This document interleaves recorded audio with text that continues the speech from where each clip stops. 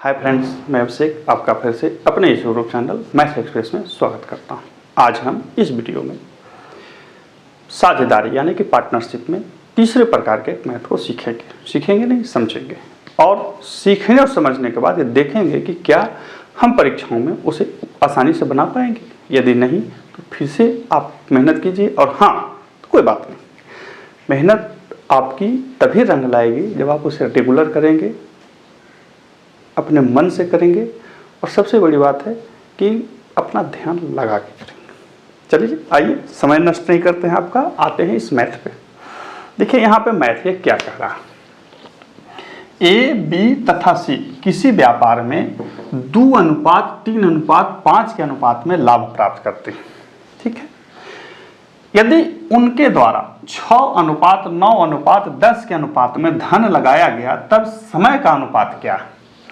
इस तरह के प्रश्न पूछे जाते हैं। ये बहुत ही निहायतन आसान प्रश्न होते हैं, पहले ही मैं बता देता हूं, निहायतन आसान प्रश्न होते हैं। अब इसको चूंकि समझना है, एक नजर में समझ गए कहानी गोल। तो इसको कैसे समझें, तो देखिए एक नियम है, यदि पूंजी या धन क्रमशः P1, P2, P3 यानी कि 2 व्यक्ति, 3 व्यक्ति, 4 व्यक्ति कोई भी हो सकते, तथा समय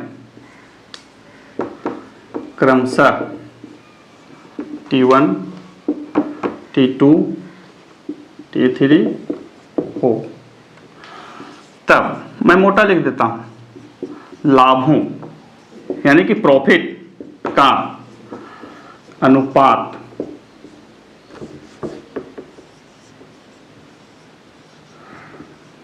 बराबर P1, यहां लिख देता हूं नीचे, P1 गुने T1 अनुपात P2 गुने T2 अनुपात P3 गुने T3 होगा। इस पूरा जो साझेदारी का एक फॉर्मेट होता है यही होता है। फिर से मैं बता दूं कि यदि पूंजी या धन, जो भी धन हो, राशि हो, पूंजी हो, कुछ भी हो, वो क्रमशः P1, P2, P3, P1 मतलब पहले व्यक्ति का धन, P2 मतलब दूसरे व्यक्ति का धन, P3 मतलब तीसरे व्यक्ति का धन। यहाँ पे जैसे 3 है तो 3 का धन, 4 भी हो सकते हैं, 5 भी हो सकते हैं, तथा समय का अनुपात T1, T2, T3 समय का मतलब किसी ने कुछ समय के लिए लगाया, किसी ने कुछ समय के लिए लगाया, किसी ने कुछ समय के लिए लगाया। एक व्यापार है, मान के चलिए 4 साल का है या 2 साल का है या 1 साल का है, किसी ने 8 महीने लगाए, किसी ने 6 महीने लगाए, किसी ने 5 महीने लगाए, तो ये अलग अलग समय अनुपात उनका आ जाता है। तो उस तरह से जो ये चीजें हैं वो आप ध्यान रखेंगे। क्या रखेंगे कि जब इस तरह के चीजें आती हैं हमारे आपके सामने, तो इस चीज को ध्यान रखेंगे कि साझेदारी में, पार्टनरशिप में यही चीज होता है, और उनके जो लाभ का अनुपात होता है धन और समय के गुणनफल के रूप में होता है। लाभ का जो अनुपात होगा वो धन और समय के गुणनफल के रूप में होगा। यही फंडामेंटल मूलभूत सिद्धांत यही है इसका। अब यहां पे 2 चीजें निकालना, समय का अनुपात। अब देखिए समय का जब अनुपात निकालना होगा तब क्या हो जाएगा, लाभों का अनुपात, लाभों का अनुपात बटा पूंजी का अनुपात। ठीक है, सूत्र याद करने की तो जरूरत पड़ेगी नहीं, बात समझ रहे हैं। और यदि पूंजी का अनुपात निकालना हो, पूंजी का अनुपात बराबर लाभों का अनुपात, लाभों का अनुपात बटा समय का अनुपात। अब यहां पे ध्यान रखिएगा, मेरा राइटिंग नोबेल प्राइज पर अपना ध्यान रखिएगा। मैं फिर से बोल देता हूं, एक्चुअली में ये बताना मेरा काम नहीं है, मेरा ये बताना काम था। ठीक है, ये तो हमने सूत्र के रूप में आपको लिख दिया। यही बस यही याद रखना, ये याद रखिएगा तो 2 एक्स्ट्रा सूत्र याद रखना पड़ेगा। चुपचाप लाभों का अनुपात बराबर धन का अनुपात अगुने समय का अनुपात। अब इसी फॉर्मेट पे हिसाब बन जाएगा। देखिए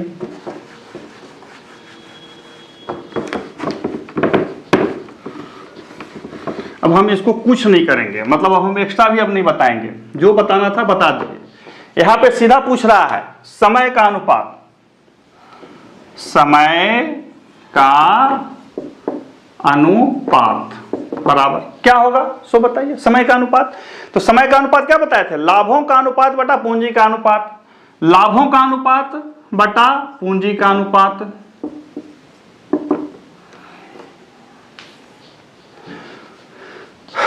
हाँ ठीक है, लाभों का अनुपात बटा पूंजी का, जो भी है हमको उससे मतलब नहीं है, क्या है सो क्या नहीं है सो हमको मतलब कोई जरूरत नहीं है। और 5/10 लाभ का अनुपात बटा पूंजी का अनुपात। यदि उनके द्वारा लगाया अनुपात धन लगाया, इस धन का अनुपात है, ये पूंजी का अनुपात है और ये लाभ का अनुपात है, निकाल दीजिए। 1/3 अनुपात 1/3 अनुपात 1/2।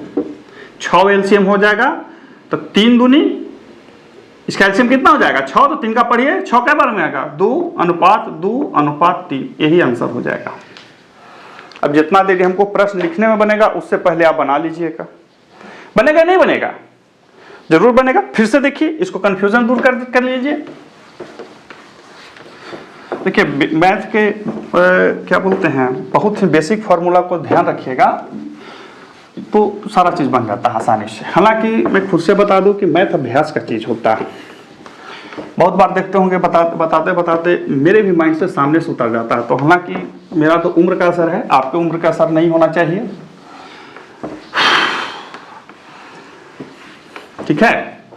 चलिए अगला प्रश्न देखते हैं। अगला प्रश्न क्या कहता है कि ए, बी तथा सी ने किसी व्यापार में क्रमशः, प्रश्न है ए, बी तथा सी ने किसी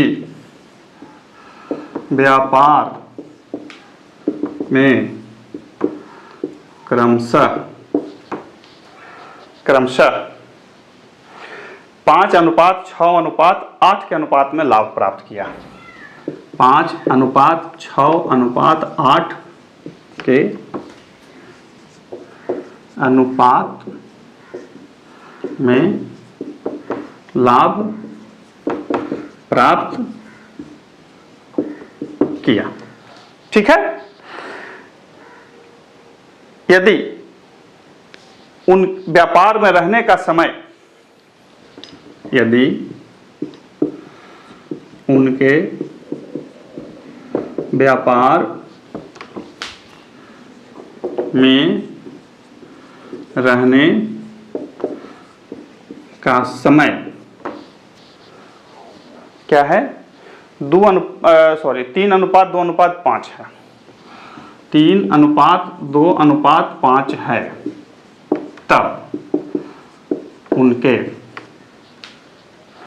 तब उनके पूंजी निवेश का अनुपात बताओ। तब उनके पूंजी निवेश यानी कि धन राशि जो लगाया था, पूंजी निवेश का अनुपात बताओ, ठीक है। मैंने अपने नोबेल प्राइज वाला राइटिंग में लिख दिया। अब क्या करें, पूंजी का अनुपात क्या बताए थे, पूंजी का अनुपात बराबर, लाभ में छेड़खानी नहीं करना है, लाभ का अनुपात बटा समय का अनुपात। कर दिए। अब लिख दीजिए, लाभ था तो 5/3 अनुपात 6/2 अनुपात 8/5। अब यहां कहां कैसे लिखे सो एक बार समझा देता हूं। ये जो है वो लाभ का अनुपात, किसका? लाभ का। और ये जो है वो ये पूंजी का अनुपात, किसका? पूंजी का। तो हमने क्या बताया? पूंजी, सॉरी समय का अनुपात है ये, समय का अनुपात, ठीक है। तो पूंजी का अनुपात क्या होगा? लाभ का अनुपात बटा समय का अनुपात। एक चीज ध्यान रखिएगा कि परीक्षाओं में चूंकि ये सीक्वेंस में लिखा हुआ है, जैसे हो सकता है इसी को उल्टा लिख दे, इस समय ऊपर लिख दे और लाभ नीचे लिख दे। आपको ध्यान रखना है कि लाभ वाला कौन है और पूंजी वाला कौन है और समय वाला कौन है, ये चीज ध्यान रखने की। लाभ वाला कौन है, पूंजी क्या है, समय क्या है, इस चीज को ध्यान रखेंगे। नहीं रखेंगे तो दिक्कत हो जाएगा। अब इसको काटिए, हल कीजिए, तो क्या हो जाएगा? 5/3 अनुपात 3 अनुपात 8/5। अब देखिए 5 3 का लघुत्तम कितना हो जाएगा? 15। हटाने के लिए तो 5/3 गुने 15 अनुपात 3 गुने 15 अनुपात 8/5 गुने 15। काट दीजिए 3 बार में, 3 बार में, 3 5 बार में, 25 25 45 24 आपका आंसर आ गया। कुछ करना है? कुछ नहीं करना है, सीधा लिख देना है। कोई दिक्कत हुआ? नहीं हुआ। लेकिन क्या परीक्षाओं में इसी तरह से पूछेगा? इतना आसानी से पूछ भी सकता है, नहीं भी पूछ सकता है। अब इसको लिस्ट बनेगा तो कैसे बनेगा? हालांकि मैं गारंटी नहीं ले रहा हूं कि जो मैं बता रहा हूं वैसे ही बन जाएगा। मेरा काम है बताना कि इस तरह से भी पूछा जा सकता है, ठीक है। हम उन तरीकों को, हम उन वैध तरीकों को या उन वैध तरीकों से आपको मैथ बता रहे हैं जिनसे प्रश्न पूछते हैं या जिस प्रकार से प्रश्न बनते हैं। बाकी मेहनत आपको करना है। जब मेहनत कीजिएगा ना, जानते हैं 10% प्रश्न जो होते हैं ना परीक्षाओं में, वो बच्चे बनाते हैं जो रेगुलर बहुत ज़्यादा मेहनत करते हैं, और वही 10% जो होता है सिलेक्शन मार्क्स लगता है।